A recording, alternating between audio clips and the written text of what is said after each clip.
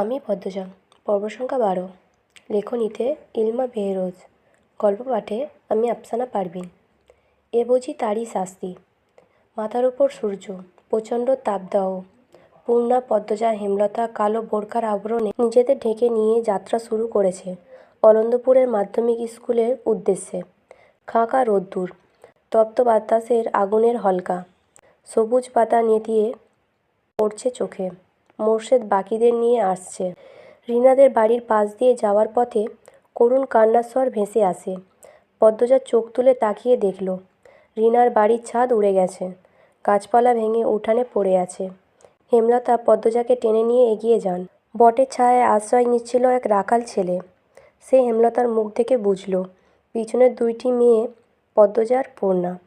ছুটে আসলো, পদ্মজাকে উদ্দেশ্য করে বলল, পদ্ম আপা, তুমি ডরাইও না, তোমার কিছু হইব না। চারিদিকে নিঝুম নিস্তব্ধ ঝিমধরা প্রকৃতি। ঘামে দরদর তৃষ্ণার্ত রাখাল হাঁপিয়ে কথা বলছে। স্কুলে যাওয়ার পথে মাঝে মাঝেই এই 15 বছর রাখালের সাথে দেখা হতো পদ্মজার। পদ্মজার জন্য পাগল সে, বড় বোনের মতো মান্য করে। পদ্মজা মৃদু করে হাসল। পদ্মজার মুখের উপর পাতলা পর্দা বলে রাখালের চোখে তা পড়ল না। রাখালকে পিছনে ফেলে 3 মা মেয়ে এগিয়ে চলল। স্কুল মাঠে অনেক মানুষ জমেছে। রাতের ঘূর্ণিঝড়ের জন্য অলন্দপুরের বেশি অর্ধেক মানুষ আসেনি, তবুও প্রায় 500-600 মানুষ তো এসেছেই। ঘটনা ঘটেছে 8 পাড়ায়, আর তা ছড়িয়ে পড়েছে সব পাড়ায়। যথাসময়ে বিচার কার্য শুরু হলো।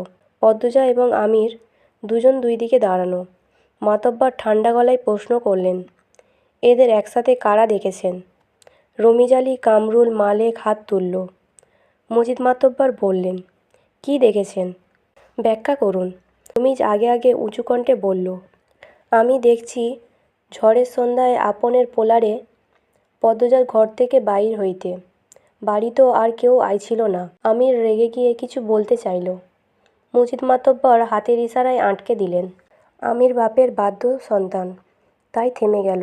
মজিদ মাতব্বর বললেন, আপনি আমিরকে পদ্মজার ঘর থেকেই বের হতে দেখেছেন?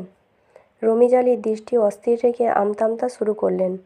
দম নিয়ে বললেন, তারে বারান্দা থাইকা বাইর হইতে দেখছি। মজিদ মাতব্বর নীরব থেকে এরপর বললেন, তাহলে কোন আন্দাজে আপনি বলছেন তারা নিষিদ্ধ কাজে লিপ্ত ছিল? পদ্মজা সর্বাঙ্গ রিরি করে উঠল। সে চোখ বুজে ফেলল।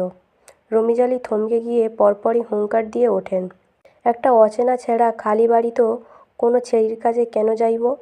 আপনার নিজের ছেঁড়া বলে তাই দোষ ঢাকতে পারেন না। আমার ছেড়ির বেলা কিন্তু ছাড়েন নাই। যুক্তি দিয়ে কথা বলুন। আপনার মেয়েকে হাতে নাতে ধরা হয়েছিল, তার গায়ে কাপড় ছিল না।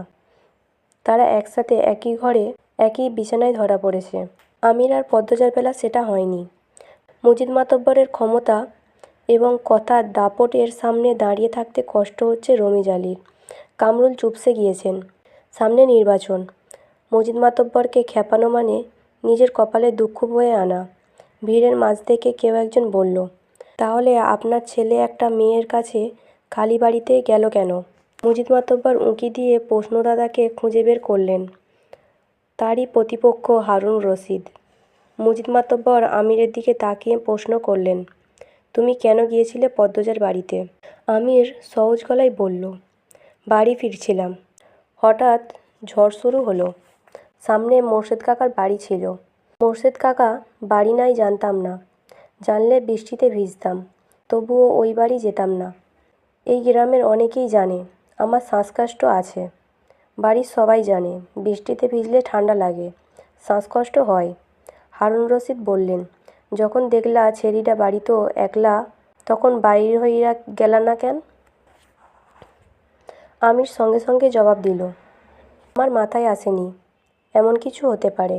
আর আমির পদ্মজার দিকে একবার তাকালো। পদ্মজার সাথে সাথে চোখ সরিয়ে নিল। আমির বলল, আর পদ্মজা কতটা সুন্দর যারা দেখেছে সবাই জানে। আমি প্রথম দেখে অভিভূত হয়ে পড়ি, তাই মস্তিষ্কে একবারও কোনো বিপদের আশঙ্কা আসেনি। মজিদ মাতব্বর ছেলের শেষ কথা শুনে অসন্তুষ্ট হলেন, তবুও স্বাভাবিক থেকেই বললেন, গ্রামবাসী কোনো প্রমাণ ছাড়াই লাফিয়েছে, মেয়েটাকে অপদস্থ করেছে। প্রমাণ ছাড়া কারো বিরুদ্ধে নোংরামো অপবাদ দেওয়া অপরাধ। মজিদ মাতব্বর কামরুলের দিকে তাকিয়ে তাকে লক্ষ্য করে বললেন, সৈয়দ মজনুর ছেলে আরেকটা কে জানি? কোথায় তারা? কামরুল ধীরভাবে বলল, পাই নাই খোঁজে। মনে হয় ভয়ে কোনো হানে লুকাইছে। রমিজ আলী হঠাৎ গমগম করে উঠলেন, এইটা আমি মানি না। তারারে আপনে ছাইরা দিতে পারেন না। আপনের ক্ষমতা বেশি দেইখা আপনে এমনে নিজের ছেড়ারে ঢাইকা রাখতে পারেন না। ধূর্তবাজ লোক। আমির রেগেমেগে রমিজ আলীকে ধরতে এলে মজিদ গর্জন করে উঠলেন, আমির? আমির কিরমির করে রাগ হজম করার চেষ্টা করল। হারুন অতিশয় ধূর্ত লোক। তিনি রসিকতা করে বললেন, সত্য হোক আর মিথ্যাই, বদনাম তো বদনামই। মজিদ সবার প্রশ্ন কথা উপেক্ষা করে উপস্থিতি গ্রামবাসীর উদ্দেশ্যে বললেন, আপনাদের আমার বিচারের প্রতি বিশ্বাস আছে? সবাই আওয়াজ করে বলল, আছে। মজিদ মাতব্বর তৃপ্তির সাথে হাসলেন। ক্ষণকাল নীরব থেকে উঠে দাঁড়ালেন। কণ্ঠ উঁচু করে বললেন, মোর্শেদের মেয়েদের সাথে খারাপ হয়েছে। পদ্মজার নামে অনেক প্রশংসা শুনেছি। সে খুবই ভালো মেয়ে। আর আমার ছেলেকেও সবাই চিনেন। সে কেমন? যারা যারা দোষ করেছে তাদের খুঁজে বের করে শাস্তি দেওয়া হবে। পদ্মজা আর আমিরের নামে যে পাপের অভিযোগ করা হয়েছে তার যুক্তিগত প্রমাণ নেই। আর প্রমাণ ছাড়া আমি কখনো কাউকে শাস্তি দিইনি, আজও দেব না। তবে আমি আজ সবার সামনে মোর্শেদ আর তার স্ত্রীর কাছে একটা প্রস্তাব রাখব। হেমলতা, মোর্শেদ সহ উপস্থিতি সবাই কৌতূহল নিয়ে তাকালো। মজিদ মাতব্বর বললেন, পদ্মজাকে আমিরের বউ করে নিয়ে যেতে চাই। চারিদিকে কোলাহল বেড়ে গেল। সব কোলাহল সম্পূর্ণ উপেক্ষা করে স্বপ্নবিষ্টের মতো শুধু মজিদ মাতব্বরের প্রস্তাবটি পদ্মজার কানে বাজতে থাকলো। জীবনের কোন মোড়ে এসে দাঁড়িয়েছে সে। সূর্যের প্রখর তাপে সমস্ত প্রকৃতি যেন নির্জীব হয়ে উঠেছে। উপস্থিতি সবার মধ্যে চাপা উত্তেজনা কাজ করছে। রমিজ আলী, হারুন, রশিদ নামক ধূর্ত মানুষগুলোর চোখ ছানা ভরা। মজিদ মাতব্বর ধীর শান্ত কণ্ঠে বললেন, আপনারা চাইলে সময় নিতে পারেন। আজ এখানে। হেমলতা কথার মাঝে আটকে দিয়ে বললেন, আপনি বিয়ের তারিখ ঠিক করুন। মজিদ মাতব্বরের প্রস্তাবের চেয়ে এই প্রস্তাবে হেমলতার রাজি হওয়াটা যেন কৌতূহল মুহূর্তে দ্বিগুণ বাড়িয়ে দিল। পদ্মজা হতবাক, বিস্ময়ে কিংকর্তব্য বিমর্ষ। মোর্শেদ চোখ বড় করে হেমলতার দিকে দৃষ্টিপাত করেন। আশপাশ থেকে ফিসফিসানি ভেসে আসছে। মজিদ মাতব্বর মৃদু হাসলেন। এরপর আনন্দ সহিত সবাইকে নিমন্ত্রণ দিলেন। আগামী শুক্রবার আমার ছেলের সাথে মোর্শেদের বড় মেয়ের বিবাহ। আপনাদের সবার নিমন্ত্রণও রইল। কথা শেষ করে হেমলতার দিকে তাকিয়ে প্রশ্ন করলেন, দিন তারিখ ঠিক আছে? হেমলতা সম্মতি জানালেন। মোর্শেদ অবাকের চরম পর্যায়ে। কোনো কথা আসছে না মুখে। পদ্মজা ঢোক গিলে ব্যাপারটা হজম করে নিল। মুহিবের সাথে যখন তার বিয়ের আলোচনা হলো তখন সে ভারী অবাক হয়েছিল। লিখনসা নামে একটা মানুষকে মনে পড়েছিল। এখন তেমন কিছুই হচ্ছে না। অনুভূতিগুলো ভোঁতা। যা হওয়ার হবে, সেসব নিয়ে ভেবে লাভ নেই। বিচার সভা ভেঙে গেল। মজিদ মাতব্বর আলাদা করে মোর্শেদের সাথে কথা বললেন। তিনি আগামীকাল নিজ স্ত্রী এবং বাড়ির অন্যান্য বউদের নিয়ে পদ্মজাকে দেখতে আসবেন। মোর্শেদ হেমলতা সমস্বরে অনুমতি দিলেন। বাড়ি ফেরার পথে অনেকের কটু কথা কানে আসে। পদ্মজা আমির দুজনেরই চরিত্র খারাপ, এই জন্য বিয়ে হচ্ছে। মাতব্বর ক্ষমতাবান বলে পুরো ব্যাপারটা ঘুরিয়ে নিয়েছে। কিন্তু তলে তলে তো নিজেরা জানে তাদের ছেলে মেয়ে কেমন। তাই তাড়াতাড়ি করে বিয়ে হয়ে যাচ্ছে। কেউ একজন খুব বিশ্রীভাবে পদ্মজাকে উদ্দেশ্য করে বলল, কে জানে, মনে কয় তো ছেড়ি পেট বাঁধাইছে। রাইতে বাপ মারে দিয়া পায়ে ধরাইয়া বিয়া ঠিক করেছে। পদ্মজার মন তিক্ত হয়ে ওঠে। হাঁটতে ভীষণ কষ্ট হচ্ছে। এত নোংরা মন্তব্য সহ্য করা খুব কঠিন। মিথ্যে অপবাদ চারিদিকে। বোরখার আড়ালে পদ্মজার চোখ দুটি ছলছল করে উঠল। খুব কাঁদতে ইচ্ছে হচ্ছে। হেমলতা পদ্মজার এক হাত শক্ত করে চেপে ধরেন। মানুষদের ছায়া ছেড়ে ক্ষেতের রাস্তা দিয়ে যাওয়ার পথে তিনি বললেন, জীবন খুব ছোট। এই ছোট জীবনে ঘটে অনেক ঘটনা। যে ভালো তার সাথে যে শুধুই ভালোই হবে তা কিন্তু ঠিক না, উচিতও না। ভালো খারাপে মিলিয়ে জীবন, তাই বলে। সে খারাপকে পাত্তা দিয়ে সময় নষ্ট করতে হবে তার কোনো মানে নেই। খারাপটাকে পাশে রেখে ভালো মুহূর্ত তৈরি করার চেষ্টা করবি, ভালোটা ভাববি। শুধুমাত্র কয়জনের কথাই কি আসে যায়? পুরো গ্রামবাসী জানে তুই কেমন।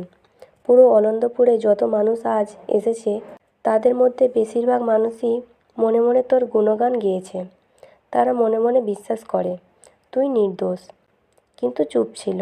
যারা খারাপের দলে তারা সংখ্যায় কম বলে কোলাহল করে নিজেদের দাপট দেখাতে চেয়েছিল, সবার অগোচরে বোঝাতে চেয়েছিল আমরা অনেকজন, কিন্তু পারেনি। কোলাহল কোনো কিছুর সমাধান নয়। এখন যারা নিন্দা করলো তারা নিজেদের নিচু মনের পরিচয় দিয়েছে, সেই সাথে আমলনামায় পাপের সংখ্যা বাড়িয়ে দিল। তাদের শাস্তি পৃথিবী এবং আখিরাত দুটোতেই হবে। একদিন এদের শাস্তি হবেই, এই কথাটা ভেবে খুশি হ। সব ভুলে যা, বাকি জীবন পড়ে রয়েছে, সেসব নিয়ে ভাব। চোখের জল অতি আপনজন এবং আল্লাহর জন্য ফেলা উচিত, এদের মতো কুমানুষের জন্য না। পদ্মজা হু হু করে কেঁদে উঠল। আচমকা হেমলতাকে মাঝপথে শক্ত করে জড়িয়ে ধরে কান্নামাখা কণ্ঠে বলল, তুমি জাদুকর আম্মা, তুমি জাদু জানো। হেমলতা পদ্মজার পিঠে হাত বুলিয়ে দিলেন। মোর্শেদ পদ্মজাকে কান্না থামাতে বলতে চাইলে হেমলতা ইশারায় চুপ করিয়ে দেন। পাশেই বিস্তীর্ণ ক্ষেত, গ্রীষ্মের দুপুরের রূপ স্পষ্টভাবে দেখা যাচ্ছে। মোর্শেদের কপাল বেয়ে ঝরঝর করে ঘাম ঝরছে। তার দৃষ্টি থমকে আছে হেমলতার দিকে। একটা অপ্রিয় সত্য ভাবনার কথা মনে হতেই চোখ দুটি ছলছল করে উঠল। তিনি দ্রুত চোখ সরিয়ে বড় করে নিঃশ্বাস ফেলেন। জীবনের লীলাখেলায় তিনি নিঃস্ব। পদ্মজার কান্না থামার লক্ষণ নেই। হেমলতা ছন্দ ও গাম্ভীর্যের সহিত বললেন, এত কাঁদলে কিন্তু মারব। আকাশ জুড়ে তারার মেলা, জানালা গলে চাঁদের আলো পদ্মজার মুখশ্রী ছুঁয়ে দিচ্ছে। সে বারান্দার ঘরে উপুর হয়ে শুয়ে আছে, বুকটা কেমন করছে, অনবরত কাঁপছে। হেমলতার উপস্থিতি টের পেয়ে দ্রুত উঠে বসে। হেমলতা পদ্মজার দিকে মুহূর্তকাল তাকিয়ে রইলেন। পদ্মজা নখ খুঁটছে। হেমলতা বললেন, ঘুম আসছে না? পদ্মজা মাথা দুই পাশ নাড়ালো। হেমলতা আর কিছু বললেন না। পদ্মজা পিনপতন নীরবতা কাটিয়ে বলল, মেজ আপার বিয়ের তারিখ পড়ছে। হেমলতা পদ্মজার দিকে তাকিয়ে আবার চোখ সরিয়ে নিলেন। বিছানার ওপর বসে পদ্মজাকে টেনে কোলে শুতে ইশারা করেন। পদ্মজা শুয়ে পড়ল। মায়ের কোলটা তার এখন ভীষণ দরকার ছিল। হেমলতা পদ্মজার প্রশ্ন এড়িয়ে অন্য কথা তুললেন। বললেন, আমি জানি না কোনো মা তার মেয়ের কাছে নিজের বিয়ে সম্পর্কিত আলোচনা করেছে নাকি, কিন্তু আমি আমার বিয়ের গল্প তোকে বলতে চাই, শুনবি? পদ্মজা সায় দিল। হেমলতা পদ্মজাকে বিয়ের ব্যাপারে আগ্রহী করে তোলার জন্য অতীতে নিয়ে যান। সেদিন রাতে আব্বা এসে বলল, 3 দিন পর আমার বিয়ে। আমি খুব অবাক হয়েছিলাম, কষ্ট হয়েছিল। আমি আরও পড়তে চেয়েছিলাম। এরপর শুনলাম যার সাথে আমার বিয়ে হচ্ছে তার পড়াশোনা নেই, জ্ঞানও যথেষ্ট কম, রাগজটা লোক। এসব তত্ত্ব জেনে রাগ মন খারাপ কিছুই হয়নি, ভয় হয়। না জানি কেমন যাবে সংসার। বিয়ের দিন ঘনিয়ে এলো। তোর আব্বাকে তখনও আমি দেখিনি। বিয়ের দিন আয়নায় প্রথম দেখি, কালো একটা মুখ, চোখ দুটি গভীর। কখনো না দেখা মানুষটাকে প্রথম দেখেই মনে হয় আমার সবচেয়ে আপন একজন মানুষ। সব ভয় কেটে গেল। বিদায়ের সময় সবাই বলেছিল দুজনকে খুব মানিয়েছে, রাজজোটক। একজন হিন্দু দিদি বলেছিলেন সাক্ষাৎ রাম সীতা। আটপাড়ায় যদি একজন 6 ফুট লম্বার মানুষ থাকে তবে সেটা তোদের আব্বা ছিল। বিয়ের পর জানতে পারি তোর আব্বাকে বিয়ে করার জন্য অনেক মেয়েই পাগল ছিল। নিজেকে খুব সৌভাগ্যবতী মনে হতো। অশিক্ষিত ভেবে নাক কুঁচকেছিলাম। সেই আমি তোর আব্বার জন্য দিনকে রাত, রাতকে দিন মানতে রাজি ছিলাম। এতটাই ভালোবাসা হয়ে গিয়েছিল যে তোর আব্বা ছুরি নিয়ে রক্তের আবদার করলে আমি আমার বুক পেতে দিতাম।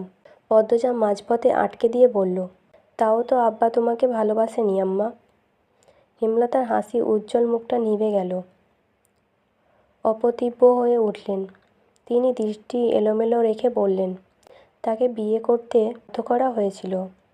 পদ্মজা চুপ করে রইল। হেমলতাও নিশ্চুপ। দরজার পাশে মোর্শেদ বসেছিলেন, বিড়ি ফুঁকছিলেন। হেমলতার প্রতিটি কথা বুড়ো হয়ে যাওয়া মনটাকে দুমড়ে মুচড়ে দিল। তিনি বিড়ি নিয়ে বেরিয়ে যান চৌরাস্তার উদ্দেশ্যে। চৌরাস্তার পাশে একটা বড় ব্রিজ আছে। ব্রিজে দক্ষিণা হাওয়ার তীব্রতা খুব বেশি। সেখানেই এসে দাঁড়ান। ফেলে আসা জীবনের প্রতিটি পদক্ষেপ চোখ বুজে মনে করার চেষ্টা করেন। বেশ কিছুক্ষণ পর পদ্মজা বলল, আম্মা, প্রতিজ্ঞা করেছিলাম আর প্রশ্ন করব না, তবুও বলবো একদিন। পদ্মজা জিজ্ঞাসা করল না, কোন দিন বলবে? নিশ্চুপতার অবস্থানে ফিরে গেল। মুহূর্তকাল স্থির থেকে হেমলতা বললেন, পূর্ণা খুব কান্নাকাটি করে দেখলাম। মেয়েটা এত দুর্বল কী করে হলো? পদ্মজা হেমলতার এক হাত মুঠোয় নিয়ে আশ্বস্ত করল, আমি আছি আম্মা, সামলে নেব।